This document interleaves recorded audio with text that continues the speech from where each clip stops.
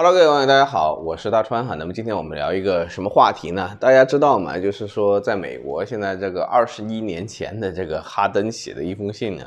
现在突然之间变得特别的火哈。就是说这个叫做告美国人民书哈 ，A Letter to America。然后呢，你会发现呢，你去 TikTok 去搜这个 A Letter to America 这几个英文字啊。你会发现它搜不到啊，它会出现这个404，说根据相关法规啊，这个东西不让你搜出来哈。然后呢，这篇文章呢，实际上是本拉登当时呢给美国人民写的一封信，就是告诉他为什么我们伊斯兰教会发动这个恐怖主义袭击哈。然后呢，全文大概是6页纸，然后大概4000个英文字，其实写的东西也不多。然后当中引用了很多可兰经的东西哈，其实呢也比较晦涩难懂哈。但是呢，当时的时候呢，其实主流媒体呢都不在意这封信。因为呢，他们觉得这封信对美国的年轻人不会有任何影响。当时有一个叫做英国卫报，它全文转载了这篇文章，然后4000多个字都写在那里，表现了极强的这个制度自信。但是呢，现在在2023年，本拉登都已经死了12年，然后这封信呢也写了21年了，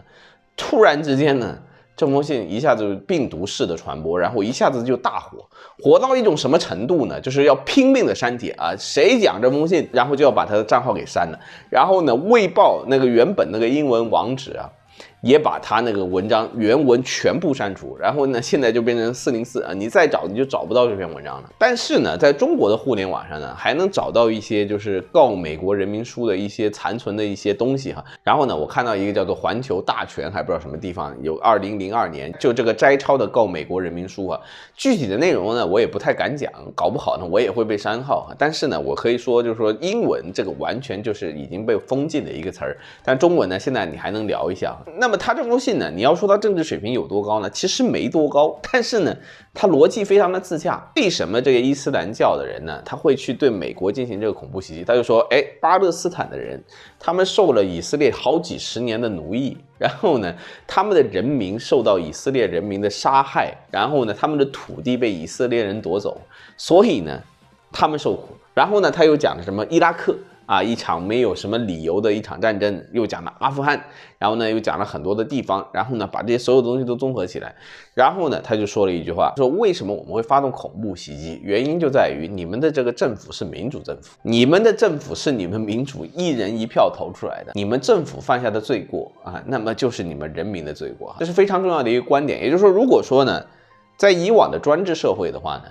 不会产生恐怖袭击，也就是大部分的人呢，打仗就打仗，跟平民没啥关系哈。只要那个政府投降了，他们就可以签合约，然后呢就可以不平等条约又割地啊，又赔款啊，战争的烈度没有那么大。但是到了后来，你就会发现这个战争的烈度变大了。为什么？因为它变成了民主和民主之间的战斗。你像这次以色列对巴勒斯坦，它为什么会那么的残酷哈？因为哈马斯是一个民选的政府啊。你要知道巴勒斯坦可有意思了，就是法塔赫。他是选输给哈马斯的一个政府，以色列支持的那个法塔赫呢，其实是反民主的，但是他得到了讴歌民主的以色列的支持哈。结果呢，最民主的哈马斯，因为他是人民选出来的，所以呢，你到最后只能搞这种类似种族清洗的东西，然后呢，只能让人民呢受苦。所以呢，本拉登的逻辑呢，放在以色列上面呢，也是成立的。所以呢，你就觉得这个很讽刺，就是现在以色列干的事情和本拉登干的事情是没有区别的。但是这个东西为什么现在在美国成为一个疯传？然后又成为了一个病毒式的传播，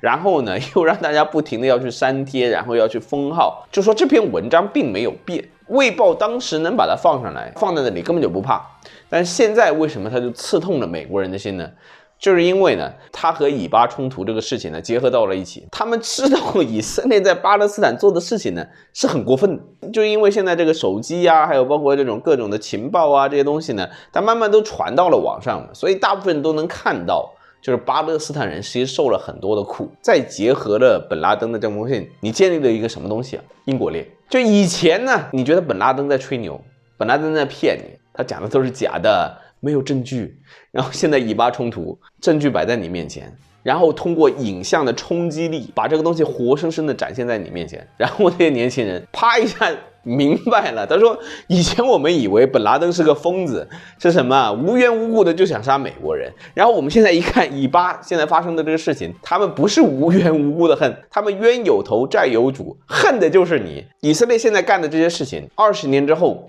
巴勒斯坦只要还有人活着，那就是你以色列永无宁日，就是他们这些人全部都是本拉登，